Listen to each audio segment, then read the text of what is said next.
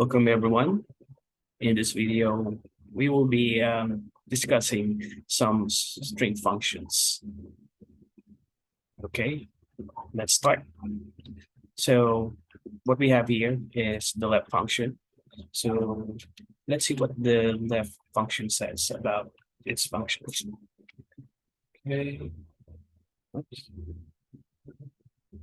So that function says returns the specified number of characters from the start of a text string. So basically, left will give you the output of a specified of a cell with a specified number of characters. So to make it clear, I'll show it to you. So left and then text. So it can be written text here or typed in text, or it can be a cell reference. So let's select this cell reference on the table. And then it says number of characters. So how many characters do we have to put in to get the area code, which is here, 888. So 1, 2, 3. Let's type in 3, close it, and there. So we have now the area code. Next is we are being asked to get the first 3 digits after the area code, which is the 321. So let's go with the mid. So returns the characters from the middle of a text string given a starting position and length. Okay, so let's try this mid function and then text. Okay, and then what we are looking for is the first three digit after the area code. So we are now being required to put in a start number. So we are done with the area code. So let's get the starting number here. 1, 2, 3, 4. So we can add in 4. And then the number of characters that we need to see, which is 3. Close it. So what we got here is -32, which is not what we should be looking for, because we should be looking for 321. So what happened was we stopped our counting at the 4th character, which is a dash. So dash is still included in the character count. So what we need to do here is we need to adjust it to 5. And there we go. Okay, by the way, we can copy it there as well. Okay, so in mid, start number, which is 5, because the number 3, which we're looking for, starts in the string count number 5. And then the number of characters that we need to get, which is 3. Okay. Then we can copy it here. And then let's check the right function. So right function says returns the specific number of characters from the end of a text string. So it's okay. So from the end of the text string. So basically, if we select the text again, comma, and number of characters. So the number of characters will start counting from the right side of the text string, which is here. Unlike on the left function, it started counting here. So we need the last 4 digits of this string. So 1, 2, 3, 4. So we can count in 4. We don't have to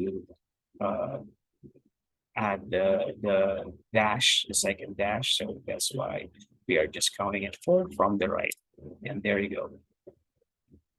Okay, so left counts at the left, starting at the left, right? Counts start at the right, starts counting at the right. Okay, let's copy it. So len, what does this len function do? So len returns the number of characters in the text string. So let's check the length. of the phone number, how long it will be. So it's 12. So we have 10 numeric values here, or numbers, and then two special characters, which is the two dashes. So that's why we have 12. All right. So now let's try to see if we can find the number, the character or the string number of the dash on the phone. So let's look for the first dash first. Okay. So let's see what find function means. So returns the starting position of one text string within another text string. Find is case sensitive. So it should be what the actual value is, basically. So find text. So what we are looking for, we are looking for a dash. And then in what text? So here, in where? There. So the first dash is located at the fourth character of this string. 1, 2, 3, 4. Okay, let's do the same thing here. Now, what we can do next is maybe we can combine what we have discussed here to this last string. Okay, left. So left. Okay, let's pick the string. Okay, and then the number of characters. So basically what we're doing here is we are trying to give a dynamic formula here. Okay, so what we did here on the first two is we typed in the number of characters manually, which is 3. But what we will be doing here right now is we'll be doing it dynamically by combining the find function. Okay, and then find looks for the characters position and the string, basically an integer or a number. So let's find the dash, because dash separates the numbers on the string that we have highlighted or selected. And then within text, which is same here. And then, oops. Okay, so I forgot the parentheses, but yeah, it gave us a number, or it gave us a number of 526 with a dash, because we looked for this number of characters, which is 4, because the fourth character in this string is the dash. So, but we are just looking for 526. So what we will do there, since it gives us 4, but we're looking for just 3, is just place minus 1 or subtract 1 from this function so that we can get 3. There you go. On the mid function, we can do the same thing. Text, then start number. So where are we going to start if we are getting the 4784 value? So we can use find, and then again dash, because it separates the numbers, and then same cell, and then let's close it. And then number of characters, this can be fixed because it is just 3 numbers after the area code. And then again, we get another -78, which we don't need to include the the minus sign. So what we will do here is we will add +1. Okay. Okay, in the right function. Okay, so returns the specific position, or output. Okay, text, number of characters. So here we can use find, but the find won't be counting from the right. It's not going to start there. It's going to start here. So since it's an equivalent value here, 1, 2, 3, 4, if we find the dash, and then on the same cell, close it there. So to understand this formula orally, you can click on this X symbol or function symbol. Then it will give you the output per function you have in the formula.